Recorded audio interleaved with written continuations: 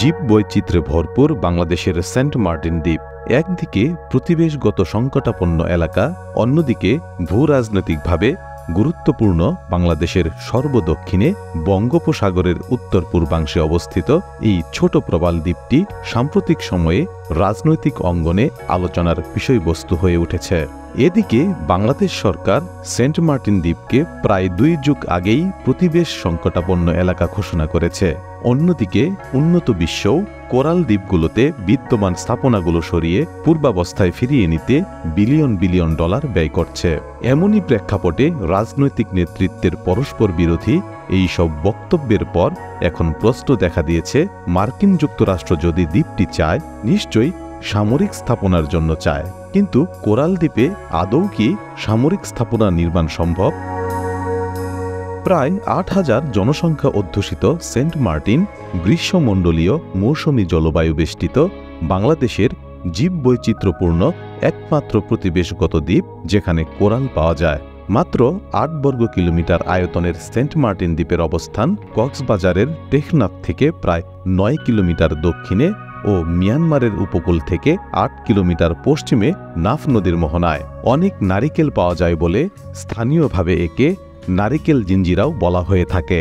Bangladesh Myanmar সীমান্তবর্তী এলাকায় অবস্থান হওয়ায় ভূরাজনৈতিকভাবেও দ্বীপটি বেশ গুরুত্বপূর্ণ।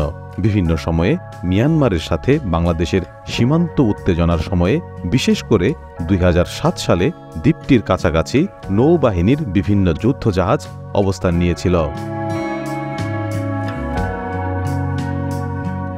কোরাল ইকোসিস্টেম হল একটি বিশেষায়িত ইকোসিস্টেম যেখানে পৃথিবীর সবচেয়ে বেশি জীববৈচিত্র্যের সমাহার। সমুদ্রের তলদেশের 1%-এরও কম জায়গা প্রবাল এলাকা হিসেবে দখল করলেও এখানে সমস্ত সামুদ্রিক জীবনের 25%-এরও বেশি বাস করে। বাংলাদেশের সেন্ট মার্টিন দ্বীপ তথা প্রবাল ইকোসিস্টেমও এর ব্যতিক্রম নয়। দেশের একমাত্র প্রবাল সমৃদ্ধ এ দ্বীপে 68 প্রজাতির প্রবাল রয়েছে, 151 প্রজাতির শৈবাল, 191 প্রজাতির মোলাস্ক বা কোডি জাতীয় প্রাণী, 40 প্রজাতির কাঁকড়া, 234 প্রজাতির সামুদ্রিক মাছ, 4 প্রজাতির উভচর, 28 প্রজাতির সরীসৃপ, 120 প্রজাতির পাখি, 20 প্রজাতির স্তন্যপায়ী প্রাণী রয়েছে। এছাড়া এখানে 175 প্রজাতির উদ্ভিদ রয়েছে। এখানে 2 প্রজাতির ডলফিনও বাস করে। এ থেকেই বোঝা যায় আমাদের প্রবাল প্রাচীর কি পরিমাণ জীববৈচিত্র্য সমৃদ্ধ, অথচ গুরুত্বপূর্ণ এই ইকোসিস্টেম এখন বিপর্যস্ত। বিভিন্ন গবেষণার তথ্য অনুযায়ী সেন্ট মার্টিন দ্বীপের পর্যটক ধারণ ক্ষমতা দৈনিক 1835 জন, কিন্তু সেখানে এখন দৈনিক 5 থেকে 7,000 পর্যটক ভিড় করছে। ফলে এসব পর্যটকের চাপে দ্বীপে পরিবেশ দূষণের মাত্রা প্রকট আকার ধারণ করেছে। বিপুল সংখ্যক পর্যটককে সেবা দিতে গড়ে উঠেছে অপরিকল্পিত নানা স্থাপনা, বেড়েছে বিভিন্ন ধরনের বর্জ্য, সৈকতে যত্রতত্র ফেলা হচ্ছে প্লাস্টিক বর্জ্য। পরিবেশ সংরক্ষণ আইনের আওতায় 1999 সালে সরকার সেন্ট মার্টিন দ্বীপকে প্রতিবেশগত সংকটাপন্ন এলাকা বা ইসিএ ঘোষণা করে।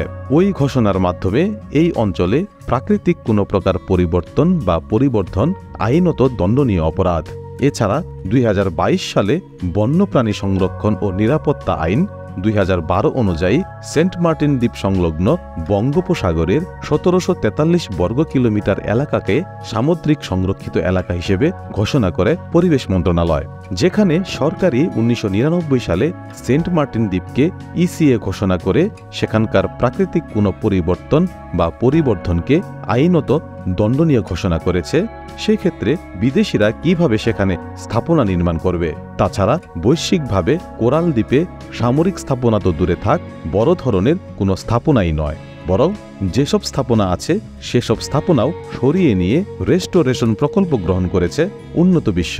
তাছাড়া জলবায়ু পরিবর্তন মোকাবেলায় বিশ্ব অর্থায়নের উল্লেখযোগ্য অংশ যেখানে বিশ্ব মোড়লরা যোগান দেয়, সেখানে বিপুল জীববৈচিত্র্যের আধার প্রবাল দ্বীপের ইকোসিস্টেম ধ্বংস করে জলবায়ু পরিবর্তনের ঝুঁকি নেওয়ার প্রসঙ্গটিও সামনে চলে আসছে কারো কারো মতে।